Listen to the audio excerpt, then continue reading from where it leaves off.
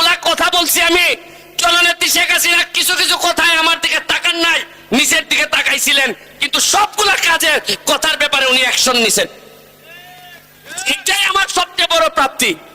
আমি নৌকা পাই নাই, কিন্তু বঙ্গবন্ধু কন্যা জননেত্রী শেখ হাসিনার আশীর্বাদ এবং দোয়া আমি পাইছি। মাননীয় সদস্য সৈয়দ সাইদুল হক হবিগঞ্জ 4 সম্পূর্ণ প্রশ্ন করুন। মাননীয় স্পিকার, আমার নির্বাচনী এলাকা হবিগঞ্জ 4 মাধবপুর চুনারঘাটে হয় নাই।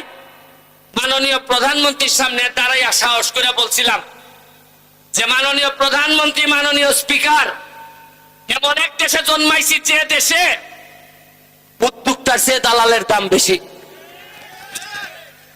আমাদের কাছ থেকে কিনে নেয় 100 টাকা, আরে আমাদের দালালরা সিন্ডিকেটরা 1 কেজি চার দাম হইল গিয়ে রাখে 400 টাকা।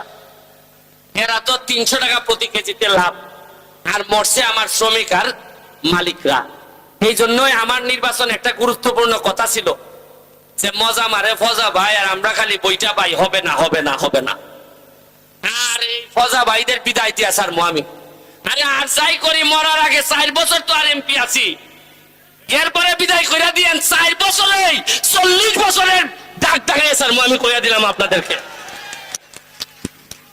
আরে ঘোষণা তো দিছি সম্পদ বানাবো না, ঘোষণা দিছি যে আজকে সিএনজি মালিকদেরকে, শ্রমিকদেরকে আজকে আপনাদের আগে এদের জন্য প্রোগ্রাম করে আসছি। গত 40 বছরে আমাদের এলাকায় সিএনজিদের জন্য একটা স্ট্যান্ড করা হয় নাই।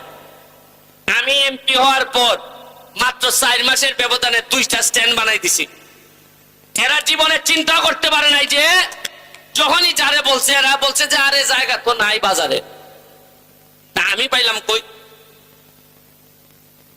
মানে সবাই নিজের নিয়ে এত ব্যস্ত।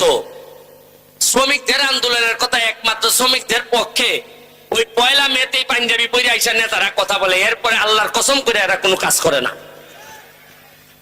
লম্বা লম্বা বক্তব্য দেয়, পুরাইলাইমো বাঙ্গালাইমো দেখতাছি। আচ্ছা বলেন তো, আমার একটা কথা বলে, আমি কি সোনারঘাটের মাধবপুরের একমাত্র এমপি? এর আগে কি এমপি মন্ত্রী ছিলেন না? এই সারা সিলেট বিভাগের মধ্যে ওই এমপি আছেন 19 জন। কতজন? আর চা বাগানের শ্রমিকদের ভোট নেন, চা বাগানের শ্রমিকদের কথা বলেন, নেত্রীর কাছ থেকে সুবিধা নেন, এরকম এমপি আছেন মিনিমাম 10 থেকে 12 জন। কেন? চা বাগানের মানুষের ভোট নিছেন। আর একবার আমার চেয়ে বড় বড় পদবীধারী এমপি মন্ত্রীরা ছিলেন, আছেন সিলেট বিভাগের, আছেন চট্টগ্রাম বিভাগের। একবার কি দাঁড়াইয়া প্রধানমন্ত্রীর সামনে বলতে পারেন নাই যে চা বাগানের লক্ষ মানুষের ভোট নিছে? একটা মিনিটের জন্য দাঁড়াইয়া বলতে পারেন নাই যে আমাদের শ্রমিক মালিকরা মরে যাচ্ছে, চা বাগান ধ্বংস হচ্ছে, ধ্বংস থেকে বাঁচান মাননীয় প্রধানমন্ত্রী। এই যে আজকে যে আমি দাঁড়াইছি, মনে করেন এই খবর দেওয়ানদের মালিকের কাছে যাবে না? দেওয়ানদের মালিক মেয়েরা ফোন করে কইব যে এ কিন্তু সেট ছেড়ে বউ, এটা কইব এ সেট ছেড়ে টাকা লাইন দিলাও কিছু। আপনি কি মনে করেন কইতো না? এমনও কইতে পারে এ কিছু ভাগলা আছে, কুম্বালা কিতা করে ঠিক নাই।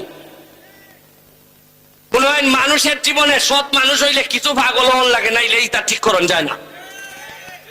কিছু আধা ভাগল না হইলে এমন ভাবে বাটপার হলাইছো নি, তাহলে ঠিক করতে গেলে আমার মতো কিছু আধা ভাগল লাগবো এখন দেশের মধ্যে। কথায় কথায় বঙ্গবন্ধুর আদর্শের সৈনিক, তোমার খাম কিতা একবার মেরে দেন। তুমি বঙ্গবন্ধুরে সম্মানিত করবাই, তুমি জননেত্রী শেখ হাসিনার হাতকে শক্তিশালী করবাই। কেমনে?